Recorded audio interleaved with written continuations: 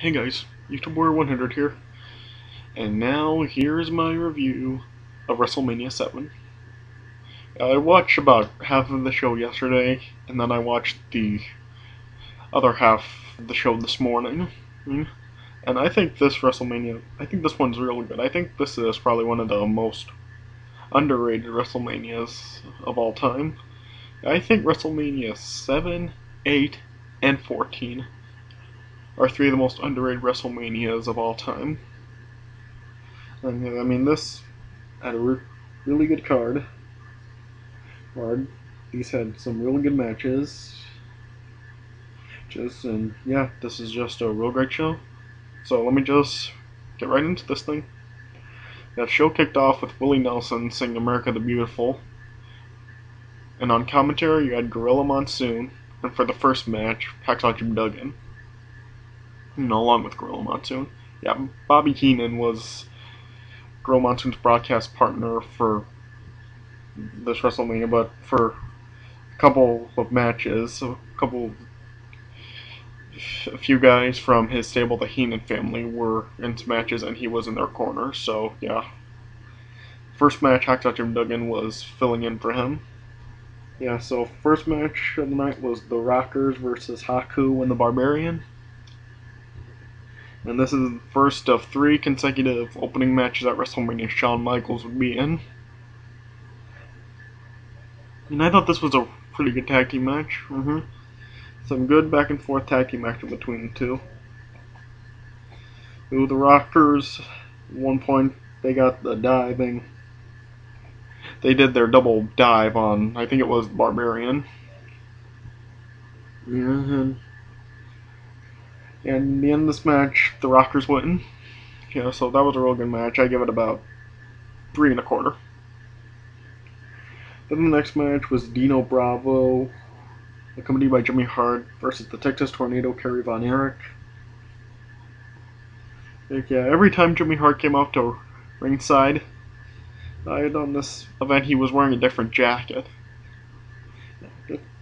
Oh yeah, before this match, I'll go back to this in a second. Before this match, we saw an interview where Mean Gene was interviewing 3 celebrity co-hosts for the WrestleMania: Regis Philbin, Marla Maples, and Alex Trebek.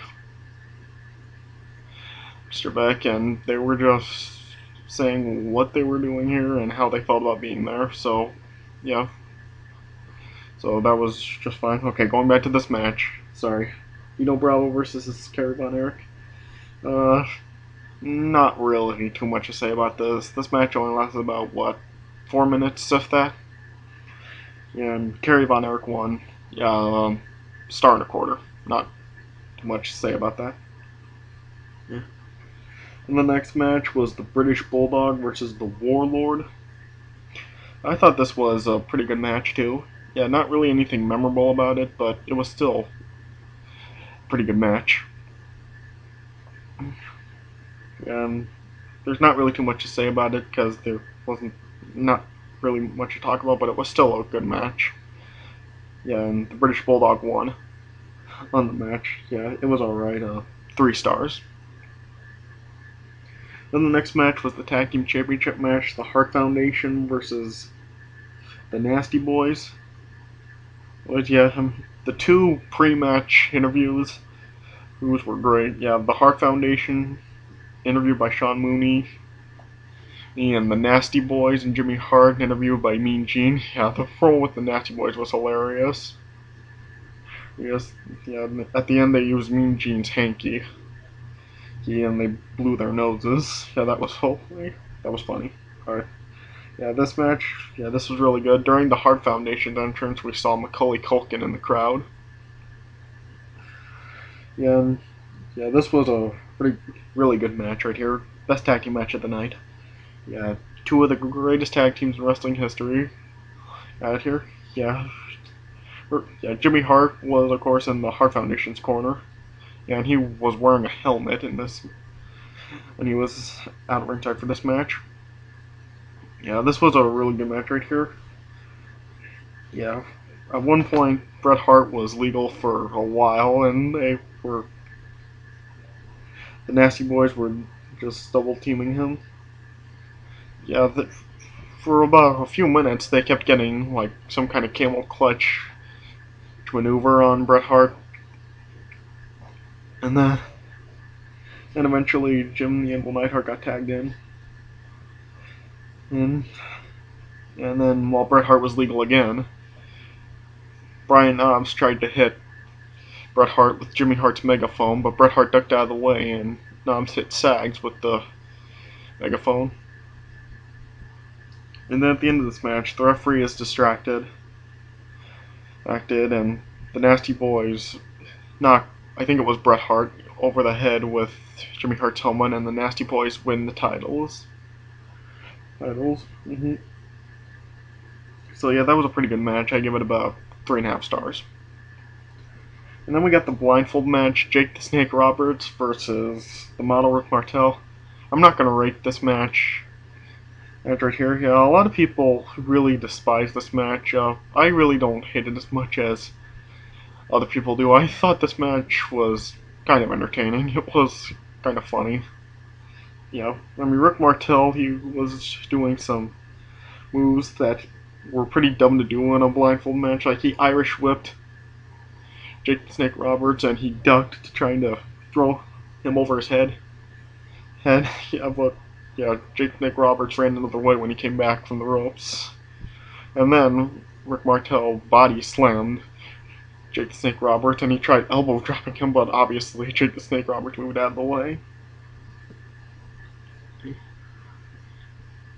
And then they got to the outside of the ring. Rick Martel grabbed a chair, tried to find Jake the Snake Roberts, and hit him, but he was just poking at air. And at one point he he just walked back into the ring post, and he hit the ring post with the chair. Yeah, and then at the end of this match, Jake the Snake got a DDT on Rick Martel and won. Yeah, and then he destroyed Rick Martel's arrogance cologne. And then we saw the Snake. So yeah, not gonna rate it. So yeah. Then the next match was Jimmy Superfly Snuka versus the Undertaker. Undertaker's WrestleMania debut. Yeah, this match really didn't last too long. It only lasted about, what, 5-6 minutes, if that? Yeah, basically Undertaker just dominated the match. Yeah, I did like the end of the match. Jimmy Superfly Snuka was trying to dive at the Undertaker from the ropes, but Undertaker caught him and tombstoned him, and the Undertaker won, and the streak was born. So yeah, this was the birth of the streak right here. Yeah, I give it about, I don't know, star and 3/4. Not really anything too much to say about that. And then we got the career-ending match, or the retirement match, whatever you want to call it. The Macho King Randy Savage versus the Ultimate Warrior. Definitely match of the night. Yeah, this match was freaking awesome. Great back and forth action between Savage and Warrior. Yeah, Sherry and the Warrior got into it. Yeah, Sherry was cheap shotting the Ultimate Warrior, and then eventually Warrior shoved her down, and they went at it. Yeah, Ultimate Warrior survives 5 Macho Man flying elbow drops. Damn. And Randy Savage survives the Gorilla Press splash. And then Sherry tried to hold the Ultimate Warrior on the guardrail. Randy Savage dived from the to the outside, tried to get him, but Warrior moved out of the way, and Savage hit the rail. Yeah, and it looked like Savage's throat hit the rail. God, that looked painful. And then we saw the Ultimate Warrior just destroy what was left of Randy Savage, and the Ultimate Warrior won. So yeah, definitely a great match right there. Give it about 4.25. And then after the match, we all know what happened. Sherry was doing a number on Randy Savage, but Miss Elizabeth was in the crowd. She jumped the rail, went to the ring, and disposed of Sherry. And then we saw the reuniting of Randy Savage and Elizabeth. Wow. Yeah, words can't describe this. This is just an amazing moment. If you haven't seen it, go check it out. Now, that's an amazing moment. Yeah, and we saw people in the crowd crying. I thought it was funny. Bobby Heenan was trying to come up with other reasons why they might have been crying. Saying the shoes were too tight, they had chili dogs with onions. That was pretty funny. Yeah, but yeah, that's an amazing moment. And with Randy Savage and Elizabeth reuniting. Yeah, just nothing else to say about it. Yeah, and then we saw a few interviews with Regis Philbin and Alex Trebek. They were interviewing other superstars. Regis Philbin interviewed The Undertaker, then Alex Trebek interviewed Demolition, then Regis Philbin went back and he interviewed Tenryu and Kitao. Then Alex Trebek interviewed Jake the Snake Roberts. So yeah. Next match was Demolition, which it wasn't Axe and Smash, it was Crush and Smash. Crush's first WrestleMania appearance as a member of Demolition versus Tenryu and Kitao. Yeah, not really much to say about this match. All you really need to know is Tenryu and Kitao won. Star and a half. Then the next match was for the Intercontinental Championship. Mr. Perfect versus the Big Boss Man. And on this match, Lord Awful Alfred Hayes was on commentary with Gorilla Monsoon. Yeah, Bobby Heenan was in Mr. Perfect's corner for this match. Mr. Perfect defended the Intercontinental title against Big Boss Man. Yeah, I thought this match was okay. Yeah, there's not really anything too much to say about this match until what happens is at the end. At the end of this match, Andre the Giant comes out. Tries to even the odds for Big Boss Man by making sure Bobby Heenan didn't interfere in the match. Andre had the Intercontinental title with him. At one point, he nailed Mr. Perfect with the title.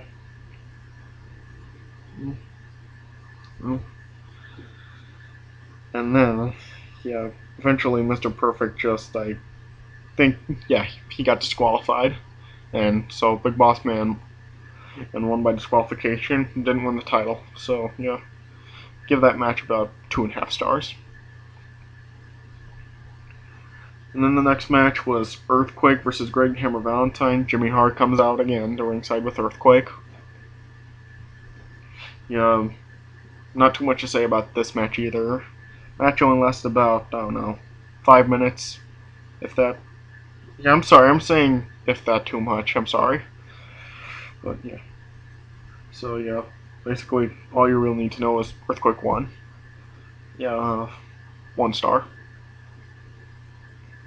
Then the next match was the Legion of Doom versus Power and Glory.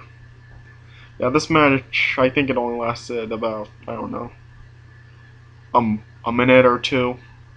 Yeah. All you really need to know is Legion of Doom won. Yeah, so, yeah, I give it about half a star. And then we got Virgil versus Ted DiBiase. Even Roddy Piper was in Virgil's corner. Yeah, this was an okay match too. Yeah, there's not really anything memorable about this match, except maybe the stuff at the end. Yeah, at the end of this match, yeah, Roddy Piper had an injured knee and he was on a crutch. You know, Ted DiBiase went out and attacked Roddy Piper, shoved him down. And then, I don't know, eventually Roddy Piper was coming after Ted DiBiase, and Ted DiBiase was just distracted with Roddy Piper, and he got counted out. And then after the match, Roddy Piper nailed Ted DiBiase with his crutch. Then Sherry came out, distracted Roddy Piper, and then Roddy Piper came back. No, Roddy Piper, sorry. Yeah, Roddy Piper was distracted, and then Ted DiBiase came back and nailed Roddy Piper in the knee with the crutch. And then eventually Virgil stopped him, and Sherry left with Ted DiBiase, and this was basically the beginning of Sherry managing Ted DiBiase. See, so yeah, it was an alright match, 2 1/4. The next match was the Mountie versus Tito Santana. Jimmy Hart at ringside again with the Mountie. And yeah, match didn't even last a minute. And Mountie wins after zapping Tito Santana. And dud. And then we got the main event. And for the WWE Championship, Sergeant Slaughter defending against Hulk Hogan. Yeah, and this was the match where Alex Trebek, Marlon Maples, and Regis Philbin all came out. Yeah, Alex Trebek was the ring announcer. Marlon Maples was the timekeeper, and Regis Philbin was on commentary with Bobby Heenan and Gorilla Monsoon. Yeah, so Sergeant Slaughter and Hulk Hogan. Yeah, I thought this was a pretty good match, yeah. Most of this match, basically, Sergeant Slaughter was getting the upper hand on Hulk Hogan for most of this match. Now, Sergeant Slaughter would obviously, this was when he was the Iraqi sympathizer, and General Adnan was in his corner. Yeah, like I said, this was a pretty good match, yeah. Sergeant Slaughter getting the upper hand on Hulk Hogan for a lot of this match. Yes, he hit Hulk Hogan in the back with a steel chair a few times. And then eventually he later on in the match, he hit Hogan in the head with a chair, and Hulk Hogan was bleeding crazy. See? And then when he thought he finished off Hulk Hogan, he put the Iraqi flag on Hulk Hogan, basically burying him under the flag. And then he went for the cover, but Hulk Hogan kicked out. He ripped the Iraqi flag up, and he hulked up and did the thing. 3 punches, big boot, leg drop, and he wins. Ends the championship. And like I said, pretty good match. I thought the Hulk Hogan versus Sergeant Slaughter feud from 1991 was pretty entertaining. Yeah, I remember then they had their match at SummerSlam where it was Hogan and Warrior versus all 3 of Sergeant Slaughter's Iraqi army. Sergeant Slaughter, Colonel Mustafa, Iron Sheik, and General Adnan. I thought that was a pretty good match, yeah. It was a very underrated match, and I think this match is pretty underrated too. Yeah, so, yeah. It was a good WWE Championship match. I give it about 3.5 stars. Yeah, overall, this show, I give it about a 7.5 out of 10. Yeah, the retirement match was really good, and so was the WWE Championship match. Yeah, those are the 2 matches that this man is probably known for best. Yeah, everything else, you check it out, you won't be too disappointed with it. Alright, so that's my review of WrestleMania 7. Thanks for watching. I'll see you guys later.